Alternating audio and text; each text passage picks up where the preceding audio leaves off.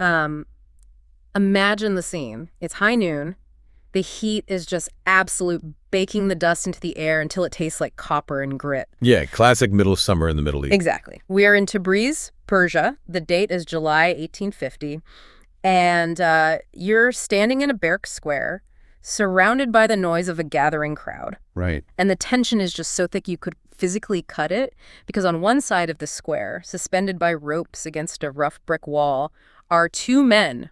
One of them being the Bab. Right, a young merchant who turned prophet, a man whose words had basically been setting the Persian Empire on fire for years, and facing them is a wall of soldiers. You know, when you say a wall, the traditional story that one passed down through generations of believers, Yeah. they don't mean a figurative wall. They mean a literal human fortification of muskets and iron. Right, the story that's been told for, what, over 170 years now? Give or take, yeah. The one written in the history books of the Baha'i Faith, the one they teach in their Sunday schools, it is incredibly specific. It says there wasn't just a squad, there wasn't just a platoon, there was an entire regiment, specifically 750 soldiers. 750 men. I mean, it's a number that feels way more like a massive Hollywood movie production than a historical execution in a provincial Persian town. It's massive, Yeah. and the story goes like this.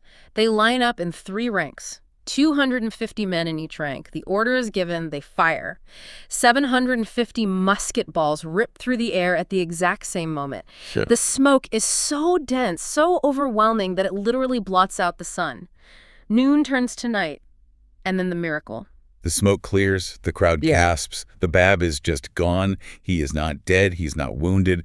The bullets, all 750 of them, apparently only severed the ropes binding him. Right. He has vanished, leaving the crowd in absolute shock. I mean, it's the founding miracle of the Baha'i Faith. The exact moment physics was suspended for the sake of this holy figure. It's a fantastic story. I mean, it has everything, right? Suspense, high stakes, the supernatural.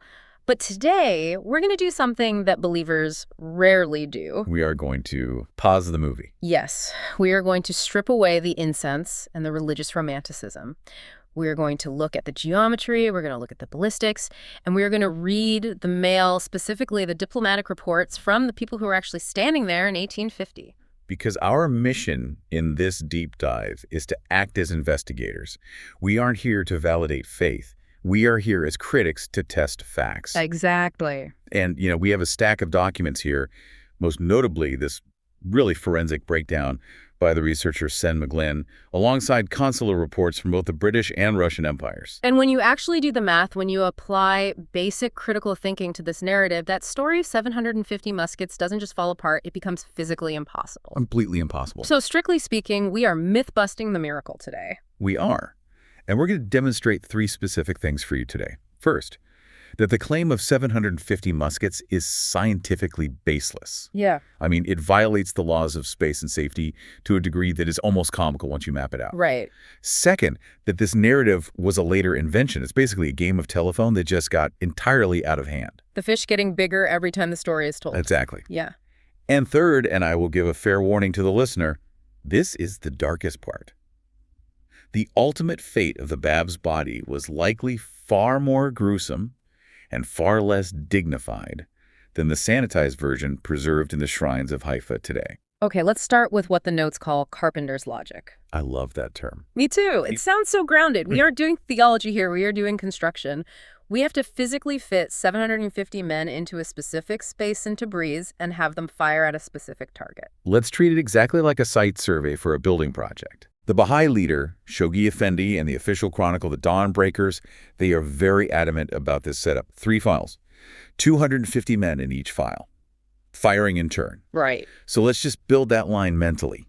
You have to fit 250 men in a single row, standing shoulder to shoulder. Okay, standard military formation for the time. How much width does a single soldier actually need? Sen McGlynn estimates about 60 centimeters.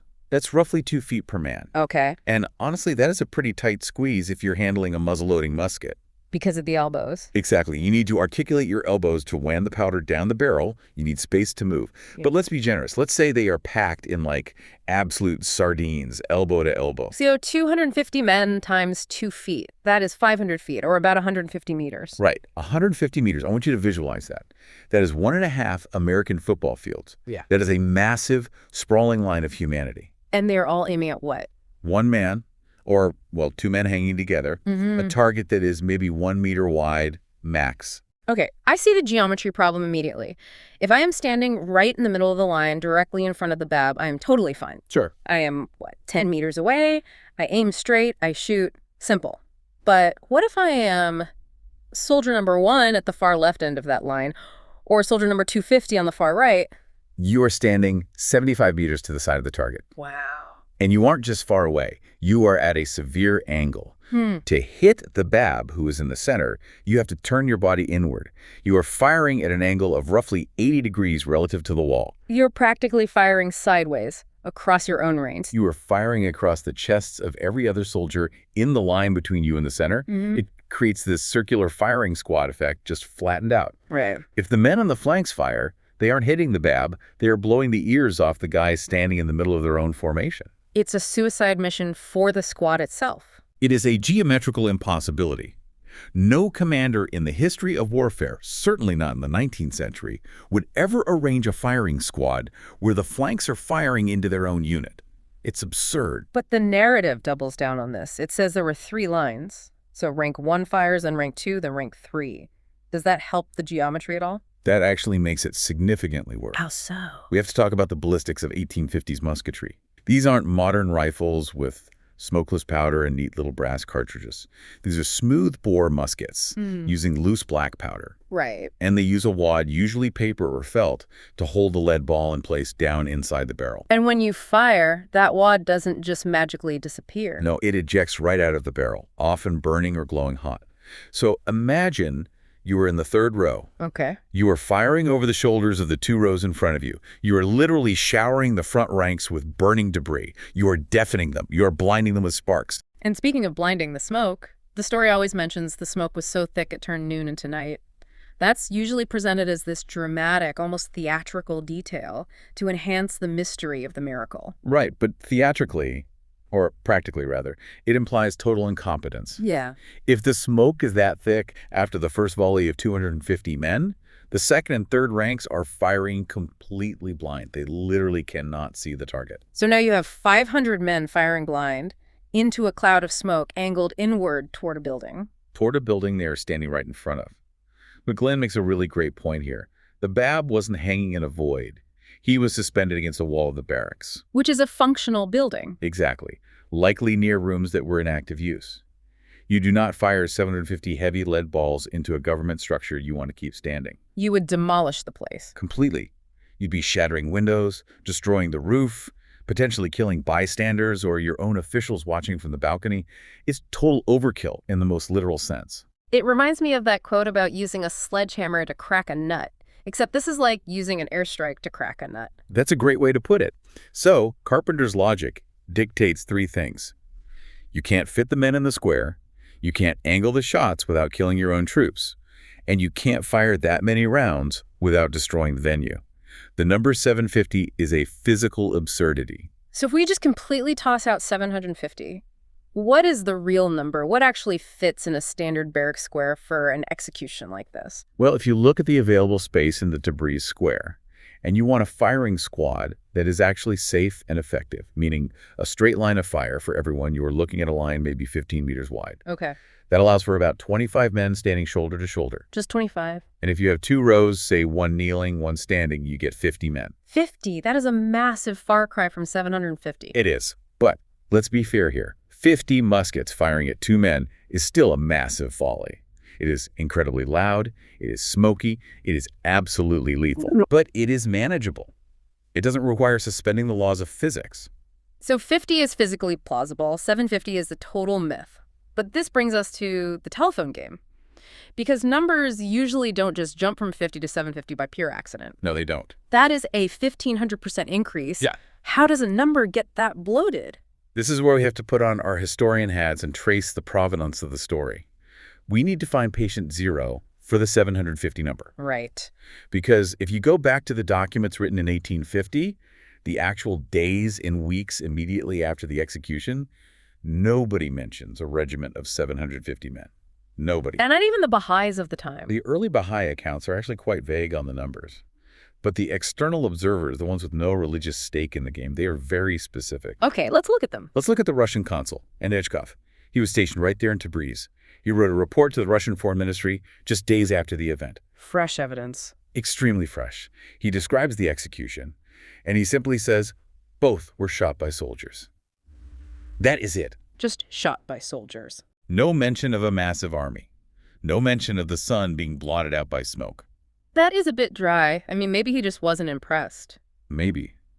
But then let's look at Jacob Edward Polak. He was a European physician and writer who was actually present in Persia during that era. He writes about it in 1865. So 15 years later. Right. And he specifically describes the execution squad as a small party of soldiers. Small party. That aligns perfectly with our 50-man estimate. Exactly. Then we have Mirza Kazembek, a Persian scholar, also writing around 1865. He specifically mentions a platoon from the Christian regiment. The platoon. Yes. Yeah. In military terms, a platoon is a small unit, usually 20 to 50 men. It is definitely not a regiment of 750. So for 15 years after the event, everyone, the eyewitnesses, the diplomats, the scholars, they are all saying small party, platoon, squad. Where does the massive inflation happen? Sens Glenn identifies this fascinating linguistic glitch that likely sparked this whole exaggeration. And it literally comes down to a single Persian preposition, the word as. As. Just 2 letters. 2 letters that completely change history. In Persian, as is incredibly flexible. It can mean from, it can mean of, but it can also mean consisting of. I think I see exactly where this is going. Imagine the original military report in Persian says a squad as the regiment was drawn up. The clear intent is a squad from the regiment, a small group taken out of the larger pool. Which completely matches the platoon description. Right. But fast forward a few years. Oral tradition takes over. A translator or a storyteller, perhaps someone who really wants the event to seem grander and more miraculous, reads as differently. They interpret it as consisting of. Exactly. They read it as a squad consisting of the regiment. Suddenly, the squad is the entire regiment. And if you know that the standard strength of that particular regiment was roughly 750 men, then you assume there were 750 men on that wall. It is a classic feedback loop. Person A says, a squad from the regiment. Person B hears the regiment. Person C looks up the historical regiment size and says, oh, there were 750 men. And person D writes it down as history. So who is person D? Who is the first person to actually write down the number 750? Because we really need to know who canonized this myth. McGlynn tracks this down beautifully.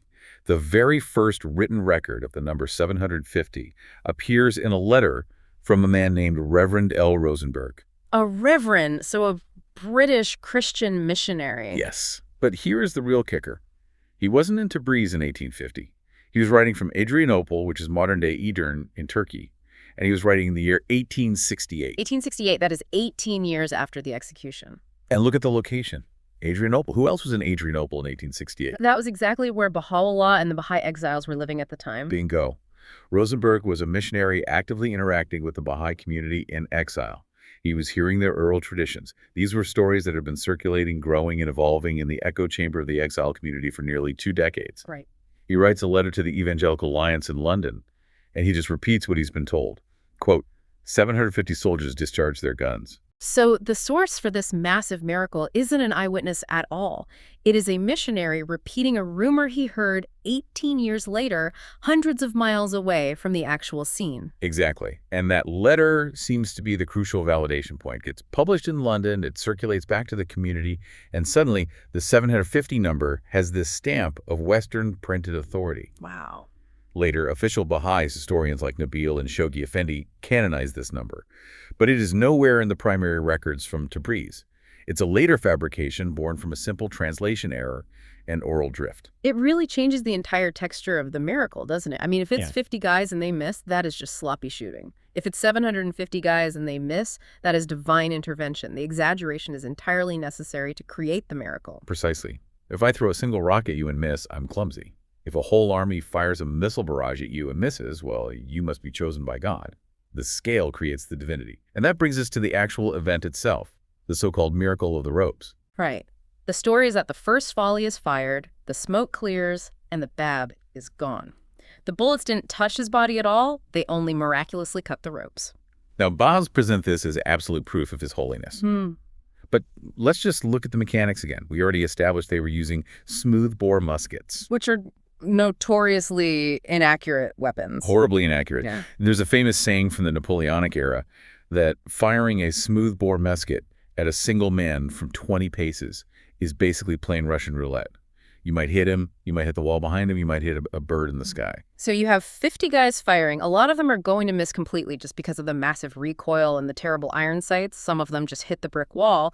Is it statistically possible that a few bullets happen to hit the ropes? It is statistically improbable, but absolutely not impossible. It's a fluke. Yeah. Ropes that are under heavy tension, remember, they were holding up the dead weight of 2 full-grown human bodies. They will snap incredibly easily if they are even just grazed by a heavy lead ball. If you have 50 heavy bullets flying erratically around a very small target area, cutting a rope is a matter of chaos theory. It is not magic. But the narrative relies so heavily on the disappearance.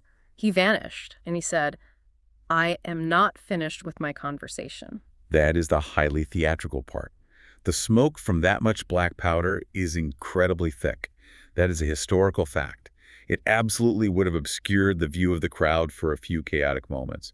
But when the smoke cleared, the Bab hadn't ascended to the heavens. He hadn't teleported. Where was he? He was in a room. Specifically, he had just run into a nearby guardhouse or recess in the barracks. That feels very, very human. It does, doesn't it? It implies a standard fight-or-flight response. The ropes snap, you drop hard to the ground, there's blinding smoke and screaming chaos everywhere you run for cover. Naturally. But the Baha'i legend says he vanished specifically to finish a conversation with his secretary, which is a brilliant way to try and maintain his total control over the situation. It says, "I am the master of this moment. I just stepped away for a chat." But the actual consular reports paint a much different picture of what happened in that smoke. They suggest a completely botched execution, a confused volley, panic, and a terrified prisoner making a desperate dash for cover. It's gritty, it's messy. And the end was incredibly gritty, too. The British consul, Stevens, he reports on this directly. He writes, quote, "The balls had broken the ropes. He was dragged from the recess where after some search, he was discovered and shot." Dragged from the recess. There is absolutely no divine dignity in that phrasing. It's a manhunt in a smoke-filled square. It really strips the gloss completely off the story. You can see exactly why a religious movement would want to polish that up. I mean, he ran into a guardhouse and was dragged out. It's not a great origin story for a messiah. No. He vanished to finish his holy work is a much, much better narrative arc. And this constant need to polish the story, to hide the humiliation of reality, leads us to the most controversial part of our investigation today, the body. This is part 4 of our deep dive, the fate of the bodies. This is where the story shifts from being a physics problem to a really dark forensic mystery. Now, I have been to the Baha'i Gardens in Haifa. I've seen the Shrine of the Bab. It is spectacular. The gold dome, the pristine Italian marble, those perfectly manicured gardens. Millions of people believe that the Bab's remains are buried right there in that shrine. The official Baha'i narrative is very clear on this sequence of events. They claim that after the execution, the bodies of the Bab and his companion Anas were just left in the moat outside the city. But then, a brave devotee named Suleiman Khan rescued them. Right. The story goes that he bribed or fought his way past the guards, stole the bodies in the dead of night, wrapped them in fine silk, and hid them in a silk factory. And then, for 50 years, these bodies were secretly moved from hiding place to hiding place, Tehran, Isfahan, Kermanshah, until they were finally brought to the Holy Land and interred by Abdul-Baha. It's a great adventure story. It has that real Indiana Jones quality to it, the daring rescue of the sacred remains against all impossible odds. It's a very compelling narrative. But does it actually hold up against the historical record? This is where we have to issue a serious warning to our listeners. Yeah. The reality described by the diplomats in 1850 is gruesome.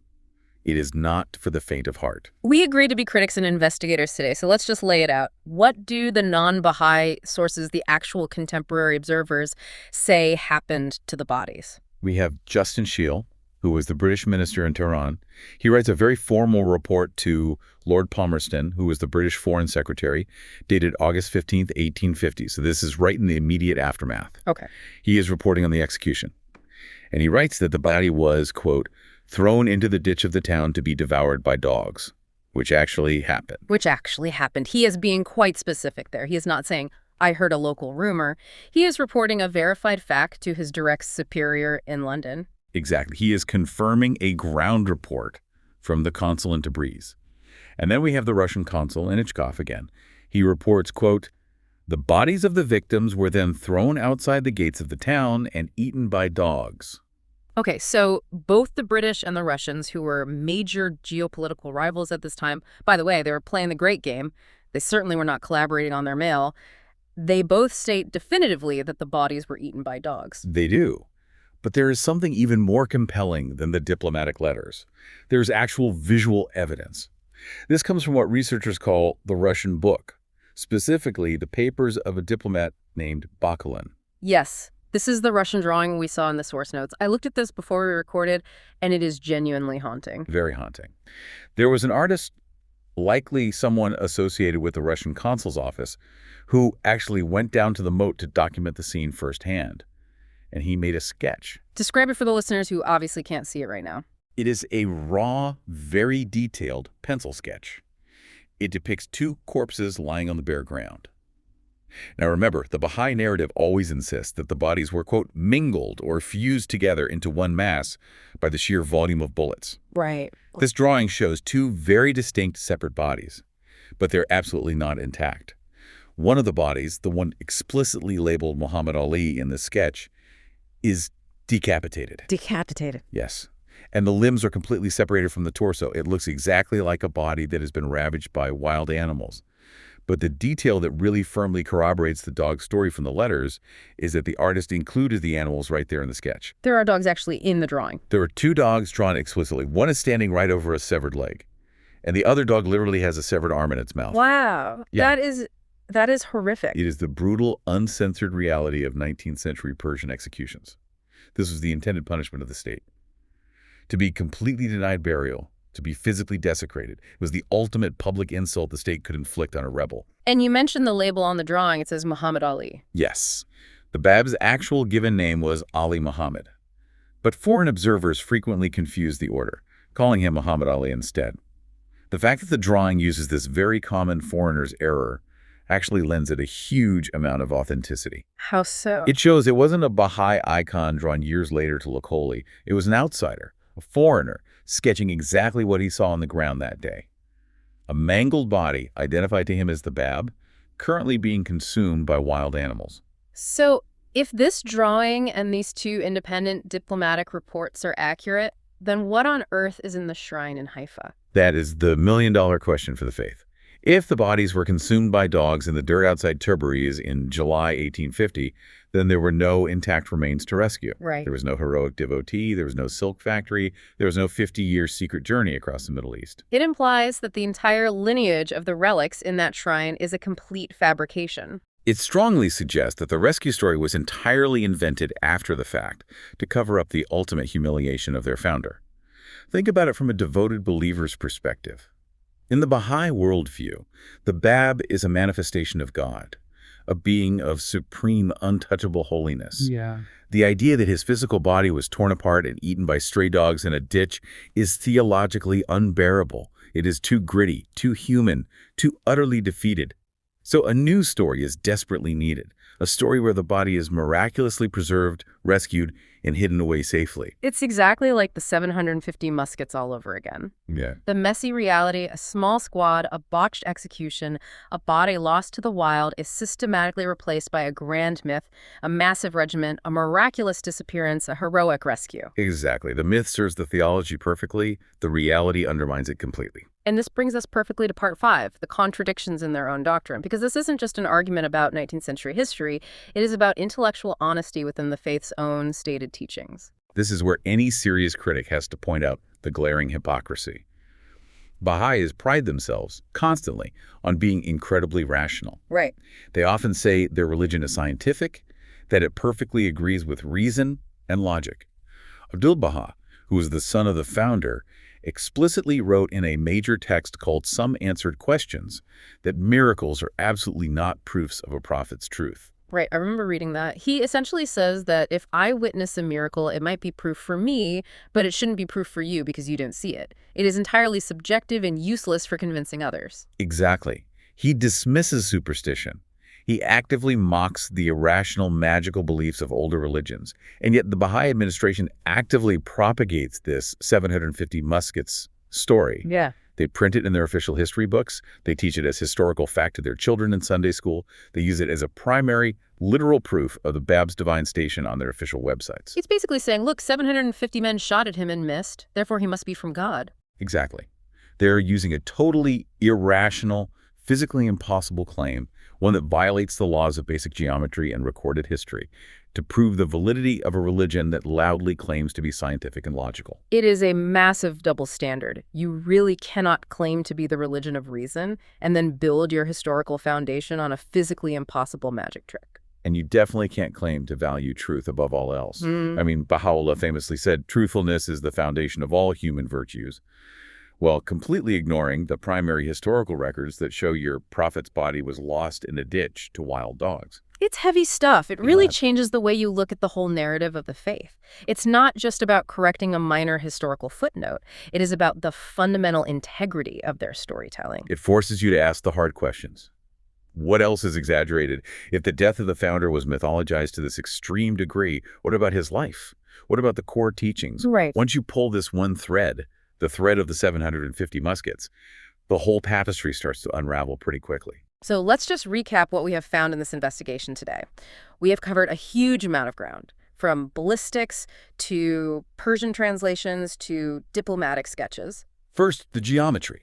750 men literally cannot fit in that square, and if they somehow could, they would have shot each other to pieces.